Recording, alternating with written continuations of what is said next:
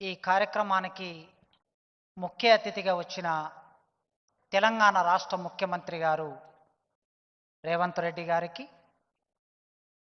మంత్రులుగా క్యాబినెట్ మంత్రులుగా ఉన్న పెద్దలు దామోదరం రాజనరసింహ సార్, మా పెద్దన్న అడ్లూరి లక్ష్మణ, అదేవిధంగా ఎంపీగా ఉన్న కావ్య మేడం, ఎమ్మెల్యేలుగా ఉన్న శ్రీహరి గారు, నా మిత్రుడు వీరేశం, లక్ష్మీకాంతమన్న, యాదన్న, సంపతన్న, ప్రీతమన్న, అందరికీ పేరు పేరున వందనాలు తెలియజేస్తూ స్వాగతం పలుకుతున్నాను. ఈ కార్యక్రమానికి వచ్చిన వివిధ జిల్లాల నుంచి 33 జిల్లాల నుంచి దాదాపు 23 డిపార్ట్మెంట్స్ నుంచి ఈ కార్యక్రమానికి వచ్చిన మీ అందరికీ వందనాలు తెలియజేస్తున్నాను. మిత్రులారా, ఈ కార్యక్రమం జరపాలని మనం అనుకుంటున్న ఈ క్రమంలో చాలా సందర్భాల్లో రకరకాల పనుల ఒత్తిడి ఉండటం మూలంగా ముఖ్యమంత్రి గారు ఎన్నికల సందర్భంలో లోకల్ బాడీస్, తర్వాత మున్సిపాలిటీ ఎన్నికలు, తర్వాత విదేశీ పర్యటన ఉండటంతో ఆ సందర్భంలో సాధ్యం కాక ఇప్పుడు వారు టైం ఇచ్చిన అతి కొద్ది రోజుల్లోనే మొన్న మంత్రి అడ్లూరి లక్ష్మణ్ గారు నేను వెళ్ళి అడగగానే వారు ఈ సమయం ఇచ్చారు. ఎందుకు ఈ సభ అనే అంశం ముందుకు వచ్చినప్పుడు రకరకాల డిపార్ట్మెంట్స్లో పనిచేస్తున్న మాదిగ సమాజానికి చెందిన కమ్యూనిటీకి చెందిన ఉద్యోగులు, ఈ దేశంలో అట్టడుగున ఉన్నటువంటి మనుషులు ఎవరయ్యా అంటే భారతదేశంలో దళితులు. దళితుల్లో ఇంకా అట్టడుగున ఉన్న వాళ్ళు ఎవరయ్యా అంటే మా సమాజంలో డక్కలి వాళ్ళు, బైండ్ల వాళ్ళు. కనుక వీళ్ళకన్నా కొద్దిగా పైన ఉన్నటువంటి మాదిగ వాళ్ళు, కేవలం సింధు వాళ్ళు ఉన్నారు. 33 కులాలు, 33, 34 ఉపకులాలు. కేవలం ఎస్సీలు అనగానే మాల, మాదిగ అని బయటి సమాజానికి అర్థమవుతుంది. కానీ మేము 59 కులాలు. 59 కులాల్లో విశ్వవిద్యాలయాల మెట్లెక్కని వాళ్ళు కూడా ఇప్పటికీ ఈ సమాజంలో ఉన్నారు. కనుక వర్గీకరణ ఉద్యమం నేపథ్యంలో ఈ సమాజాన్ని కొద్ది మేరకైనా చైతన్యం చేయడానికి, వారికి కొన్ని అవకాశాలు రాజ్యాంగపరంగా కలగడానికి తెలంగాణ రాష్ట్ర ప్రభుత్వం తరపున రేవంత్ రెడ్డి గారు ఒక చొరవ చూపారు. ఆ చొరవ నేపథ్యంలో 30 సంవత్సరాలు రేవంత్ రెడ్డి అన్ననే చాలా సందర్భాల్లో వర్గీకరణ ప్రాసెస్లో ఎమ్మెల్యేలు, మంత్రులు, వాళ్ళతో పాటు నేను మందకృష్ణన్న వెళ్ళినప్పుడు చాలా సందర్భాల్లో వారు చాలా విశాల హృదయంతో మాట్లాడారు. కృష్ణన్న, ఈ ఉద్యమానికి మీరు నాయకులు, ఈ మాదిగ సమాజానికి, దండోర ఉద్యమానికి, ఎంఆర్పిఎస్ ఉద్యమానికి మీరు నాయకులు. ఈ సమాజం కోసం ఏదైనా చేయాలని నా మనసులో ఉన్నది. ఖచ్చితంగా సుప్రీంకోర్టు తీర్పు వచ్చింది కనుక ఆ తీర్పును అమలు చేసే బాధ్యత నా మీద ఉంది, ఆ బాధ్యత నేను తీసుకుంటాను అన్నారు ఆయన. ఈ వేదిక మీద కూర్చున్నటువంటి వాళ్ళందరూ సాక్ష్యం. ఆ రోజు ముఖ్యమంత్రి గారు ఆ మాట అన్నారు. ఆ మాట చెప్పిన 3-4 నెలల్లో వర్గీకరణ సాధ్యమైంది. కనుక 30 సంవత్సరాలు కృష్ణమాదిగన్న నాయకత్వంలో ఎంఆర్పిఎస్ ఉద్యమం నడిచింది. ఆ ఎంఆర్పిఎస్ ఉద్యమం నడిచిన తర్వాత ఇవాళ వచ్చినటువంటి ఫలితాలు అందుకోవడానికి ఈ సమాజం ఇక్కడికి వచ్చింది. ఇక్కడ ఉన్న వాళ్ళలో 2000 సంవత్సరం నుంచి ఉద్యోగాలకు వచ్చిన వాళ్ళు ఎక్కువ మంది ఉంటారు, నాతో సహా. రేవంత్ అన్న, మందకృష్ణన్న నాయకత్వంలో జరిగిన వర్గీకరణ ఉద్యమం, లక్షలాది మంది ప్రజలు, మాదిగ ప్రజలు చేసిన వర్గీకరణ ఉద్యమ ఫలితంగా యూనివర్సిటీలో అసిస్టెంట్ ప్రొఫెసర్గా ఉద్యోగంలో చేరినటువంటి వాడిని నేను. ఇది నాకు చెప్పుకోవటం అనేది గర్వకారణం. ఎందుకంటే ఆ ఉద్యమ ఫలితంగా ఇక్కడ మీ ముందుండి నేను మాట్లాడుతున్నాను కనుక. ఈ నేపథ్యం నుంచి మనం చూసినప్పుడు ఎదిగినటువంటి మా ఉద్యోగస్తులు మీ ప్రభుత్వం కోసం, వివిధ రకాల ప్రభుత్వాల కోసం పనిచేస్తూ వస్తున్నారు. మేమందరం కూర్చున్నప్పుడు వాళ్ళ ఆవేదన ఒకటి ముందుకొచ్చింది. ఏదైనా ఒక ప్రభుత్వం ఉన్నప్పుడు ఉద్యోగస్తులు ఏ పార్టీ సభ్యులు కాదు. ఎవరికైనా విశ్వాసాలు ఉంటాయి, రాజకీయ విశ్వాసాలు. నాకు నా రాజకీయ విశ్వాసాలు ఉన్నాయి. ఇక్కడ కూర్చున్న వాళ్ళకి మీ రాజకీయ విశ్వాసాలు ఉన్నాయి.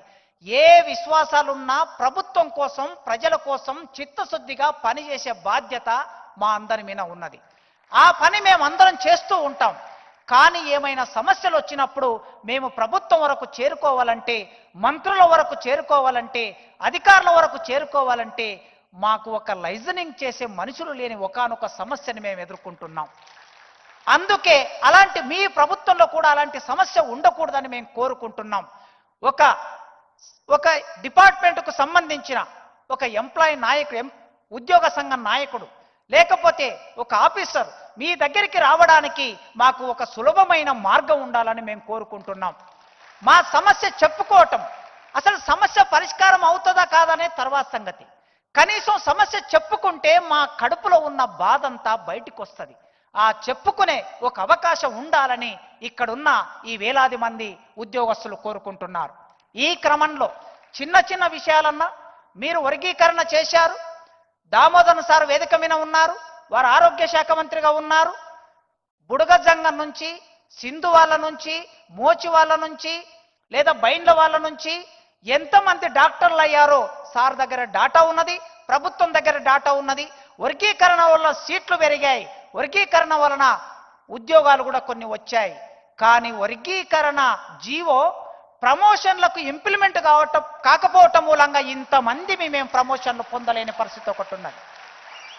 ఈ జీవో ఇవ్వటం మూలంగా మీకు ఒక్క రూపాయి కూడా బర్డన్ పడదు, కేవలం ప్రమోషన్కు ఉపయోగపడుతుంది. ఆ తర్వాత మా ఉద్యోగస్తులు BA డిగ్రీ చేసి BEd చేసి టీచర్గా చేరతారన్నా, చేరిన తర్వాత మేము MA చేసుకోవాలనిపిస్తుంది, PhD చేసుకోవాలనిపిస్తుంది. మీరు ఈ మధ్య చెప్తూ ఉన్నారు, చదువుకోండి, జ్ఞానం పొందండి, ఉన్నత స్థానంలోకి రండి అని చెప్తూ ఉన్నారు. మేము చదువుకోవడానికి ఎప్పుడో SR శంకరన్ పెద్దవారు వారు ఉన్నప్పుడు ఈ దళితులకి చదువుకోవడానికి ఒక జీవో ఉండాలని వారు జీవో తీస్తే ఆ జీవోను పక్కన పెట్టి ఒక చిన్న మెమో తీసుకొచ్చి దానికి ఆటంకాలు సృష్టించారు. కనుక దాని వలన మీకు ఒక్క రూపాయి మీ ప్రభుత్వానికి బర్డన్ పడదు. కనుక వెంటనే ఉన్నత విద్య చదువుకోవడానికి ఒక జీవో. తర్వాత అడప్పెస్సి పేరు మీద చాలా డిపార్ట్మెంట్లలో ప్రమోషన్లు ఇవ్వటం లేదన్నా. ఉదాహరణకి నేను ఓపెన్ కేటగిరీలో ఉద్యోగంలోకి వస్తే నా ప్రమోషన్ కూడా ఓపెన్ కేటగిరీలోనే వస్తుంది, ఓపెన్లోనే నేను ప్రమోషన్లోకి వెళ్తా. కానీ యాజ్ ఎ బీయింగ్గా నేను ఎస్సీగా పుట్టాను గనక, మీ ఎస్సీ అనేవాడు ఒకడు వచ్చాడు గనక రిజర్వేషన్లో వచ్చినటువంటి ఇంకొకరికి ప్రమోషన్ ఇవ్వడానికి వీలు లేదని చాలా రకాల అడ్డంకులు సృష్టించి కోర్టుల కేసులు వేసి ఇబ్బంది పెడుతున్నారు. ఆ విధంగా అయితే మా వాళ్ళు జూనియర్ అసిస్టెంట్గా వచ్చిన వాళ్ళు జూనియర్ అసిస్టెంట్గానే రిటైర్డ్ అవుతారు, సూపరింటెండెంట్గా వచ్చిన వాళ్ళు సూపరింటెండెంట్గానే రిటైర్డ్ అవుతాడు, అసిస్టెంట్ ప్రొఫెసర్గా వచ్చిన అసిస్టెంట్ ప్రొఫెసర్ రిటైర్డ్ అవుతాడు, ఎస్జిటిగా వచ్చిన వాళ్ళు ఎస్జిటిగానే రిటైర్డ్ అవుతారు. కనుక అన్న ఇది ఒక చిన్న విషయం, మీరు పట్టించుకుంటే ఒక 2-3 గంటల్లో పరిష్కారం అయ్యేది. మాకు న్యాయంగా రావాల్సిన ప్రమోషన్ అది. కనుక ఇన్ని డిపార్ట్మెంట్లో ఈ సమస్య ఉన్నది, దాని గురించి కూడా మీరు ఆలోచించండి అన్న. ఈ సమస్యలతో పాటన్నా ఇవాళ నేను ఇక్కడ మాట్లాడుతున్నానంటే మా పూర్వీకులు జాంబవంతుడు భూమికి 6 నెలల ముందు పుట్టారు అని చెప్తారు. మా సార్ చెప్తూ ఉంటారు, దామోదర్ సార్, చదువు వస్తుంది, ఉద్యోగం వస్తుంది, కానీ కల్చర్ రాకపోతే ఎవరు నేర్పిస్తారాయా అంటాడు సార్. నిజమే, మా కల్చర్ ఎక్కడ ఉందంటే పెళ్లి మంత్రాలు అప్పుడు చదువుతారు, జంబూ ద్వీపేన భరత వర్ష జంబూ ద్వీపేన అంటారు. ఈ దేశానికి జంబూ ద్వీపం అనే పేరు ఉన్నది. ఆ జంబూ ద్వీపాన్ని పరిపాలించిన వాడు జాంబవంతుడు మా ముత్తాత. అక్కడి నుంచి మా చరిత్ర ఉన్నది, అక్కడి నుంచి మా సంస్కృతి ఉన్నది. ఈ సమాజానికి ఎన్నడూ మేము పని చేయకుండా ఏది తినలేదన్నా. మా గుర్రంజేశ్వర రాశాడు, భరతవీరుని పాదము కందకుండగా చెప్పులు కుట్టి జీవనంబు చేయు, నిరాకరింపలేదెన్నడు అప్పు వడ్డది సుమి భరతావని వీని సేవకు అని రాశాడు గుర్రంజాశ్వ. మీ పాదాలు కందిపోతుంటే, మీకు ముళ్ళు గుచ్చుతుంటే, తట్టుదలుగుతే, రాయిదలుగుతే రక్తం గారుతుందని చెప్పి అయ్యో నా తోటి మానవుడని మా చర్మాన్ని వలిసి, చచ్చిన పశు చర్మాన్ని వలిసి మీ చెప్పులకు కాళ్ళు గుట్టించిన మీ కాళ్లకు చెప్పులు గుట్టించిన జాతి మాది. కనుక అట్లా బతికినటువంటి వాళ్ళం ఇవాళ చదువుకుంటున్నాం, చైతన్యం అవుతున్నాం, సమాజంలోకి వస్తున్నాం. చిన్న చిన్న ఇబ్బందులు. ఈ వేదిక మీద కూర్చున్న ఒక మంత్రి గారు ఒక సిఐకి ఒక చోటికి పంపించాడు.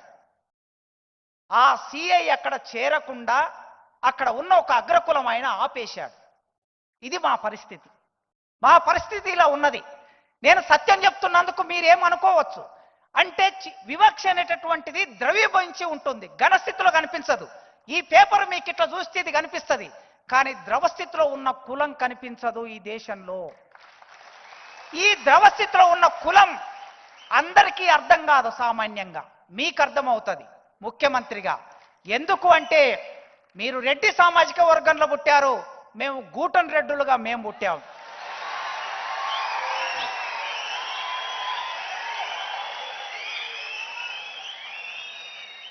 మీకు నాగలుంటే మీ నాగలికి తాళ్ళు వేనిచ్చాం, మీకు ఎద్దులుంటే మీ ఎద్దులకి మూవ గంటలు కట్టించాం, మీరు బండి నడపాలంటే మేము చెర్నకోల చేసి ఇచ్చాం, మీరు నడవాలంటే కాళ్ళకు చెప్పులు ఇచ్చాం.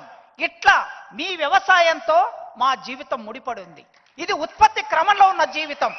అందుకే పాలమూరు జిల్లా నుంచి, పేదరికం నుంచి, నల్లమల్ల నుంచి వచ్చినటువంటి మీకు ఈ విషయం తెలుసు. ఈ విషయం అర్థం చేసుకోగలరు కులం యొక్క ప్రభావం ఎట్లా ఉంటుందని. అందుకే ఈ సమస్యలన్నీ అనుభవిస్తున్న మాకు మీరు కాస్త చొరవ చూపితే, మీరు అనుకుంటే కొంత మేరకైనా మేము ముందు వరుసలోకి రాగలుగుతాం. మా ఉద్యమంలో ఇప్పటి వరకు దాదాపు 12-13 మంది అమరులయ్యారన్న. ఆంధ్ర ప్రాంతంలో అమరులైన వాళ్ళు ఉన్నారు, తెలంగాణ ప్రాంతంలో అమరులైన వాళ్ళు ఉన్నారు. పాపం ఆ కుటుంబాలు రోడ్డు మీద పడి ఉన్నాయి. ఆ అమరుల జీవితాలు హాస్పిటల్లో తల్లిదండ్రులు పడి ఉన్నారు. వాళ్ళని సాదుకోవలసిన బిడ్డలు చనిపోయారు ఉద్యమం కోసం. ఆ ఉద్యమంలో వాళ్ళు చేసిన పోరాటం వలన ఇవాళ మేం ఫలితం అనుభవిస్తున్నాం. 5 మందో 6 మందో ఉంటారన్న. దామోదరం గారు లేదా మా అడ్లూరు లక్ష్మణ ఒక లిస్ట్ ఇస్తారు, దయచేసి ఆ కుటుంబానికి, ఒక్క కుటుంబానికి ఒక ఉద్యోగం ఇవ్వండి, మీరు కట్టించే డబుల్ బెడ్రూమ్లో ఒక ఇల్లు ఇవ్వండి. మేము ఇవేం పెద్ద కోరికలు కాదు, ఇది ఒక చిన్న కోరిక. ఆ కుటుంబాలు తలుసుకుంటాయి ఈ ఉద్యమం వలన. దానితో చిట్ట చివరి మాట చెప్పి నేను ముగిస్తా. అన్నకు తెలుసు 100 సంవత్సరాల కిందట రెడ్డి సామాజిక వర్గం వాళ్ళు చదువుకోవడానికి హైదరాబాద్లో ఎక్కడ ఉంటారో గ్రామాల నుంచి వచ్చిన పిల్లలు అని అంటే, ఆ రోజు ఉన్నటువంటి జమీందారులు హైదరాబాద్లో రెడ్డి హాస్టల్ కట్టారు. వాళ్ళు వచ్చి హాస్టల్లో ఉండి నిజాం కాలేజీలో చదువుకున్నారు. ఆ తర్వాత బ్రాహ్మణులు వచ్చారు, బ్రాహ్మణ హాస్టల్ కట్టుకున్నారు. రెడ్డి హాస్టల్ హ్యాబిట్స్ కాచిగూడకు దగ్గరగా ఉంటుంది. తర్వాత వెలమలు వచ్చారు, వెలమల హాస్టల్ కట్టుకున్నారు కాచిగూడలో. తర్వాత గౌడ్లు వచ్చారు, గౌడ హాస్టల్ కట్టుకున్నారు కాచిగూడలో. ఆ తర్వాత పద్మశాలీలు వచ్చారు, పద్మశాలి హాస్టల్ కట్టుకున్నారు కాచిగూడలో. ఇట్లా అన్ని సామాజిక వర్గాల హాస్టల్ ఉన్నాయి. పివి నరసింహారావు గారు ముఖ్యమంత్రిగా ఉన్న రోజుల్లో కాచిగూడ నింబోలి అడ్డలో దళితులకి ఒక హాస్టల్ కట్టించారు. ఆ హాస్టల్ కట్టించి ఇప్పటికీ 50 ఏళ్ళు అయింది. అది శిథిలావస్థలో ఉన్నది. దాన్ని గతంలో మూసేశారు. మీరు అనుకుంటే అక్కడ హాస్టల్ నిర్మాణం చేస్తే, నేను అక్కడ చదువుకొని హాస్టల్లో చదువుకొని వచ్చాను. కొన్ని వేల మంది, లక్షల మంది విద్యార్థులకి నింబోలి అడ్డ హాస్టల్ ఒక ఆధారం. మాకు ఈడ ఉన్న ఎంప్లాయీస్లో 50% ఎంప్లాయీస్ అక్కడ హాస్టల్లో ఉండి చదువుకున్న వాళ్ళు. మీరు అనుకుంటే ఒక్క క్షణంలో ఆ హాస్టల్ భవనం శిథిలంలో ఉన్నది, దాన్ని డిస్మెంట్ చేసి ఒక కొత్త భవనం కడితే మాకు ఆధారంగా ఉంటుంది. మీరు ఒక్కసారి ఆలోచించండి. బంజారాలకి బంజారా భవనం ఉన్నది, ఆదివాసులకి కొమరం భీం భవనం ఉన్నది. కానీ మాకు భవనం లేదన్నా. మీరు ఫోర్త్ సిటీలో ఇస్తారో, బంజారా హిల్స్లో ఇస్తారో, జూబ్లీ హిల్స్లో ఇస్తారో, ఆ భవనానికి జాంబావు భవనం అని పేరు పెడతారో. ఎప్పుడైనా మీరు మొన్న బంజారా భవన్కి వచ్చారు సేవలాల్ మహారాజ్ జయంతికి. ఫస్ట్ టైం నేను అక్కడికి వచ్చాను. చాలా అద్భుతంగా ఉంది భవనం. మరి రేపు ఇవాళ మేము ఈ మీటింగ్ పెట్టుకోవడానికి ఇక్కడికి వచ్చి దీనికి ఒక 2-3 లక్షలు పే చేసి ఇక్కడ మీటింగ్ పెట్టుకుంటున్నాం. ఒకవేళ మాకంటూ ఒక జాంబావు భవనం ఉంటే అప్పుడు మా మీటింగ్ అక్కడ ఆ భవనంలో జరుగుతుంది.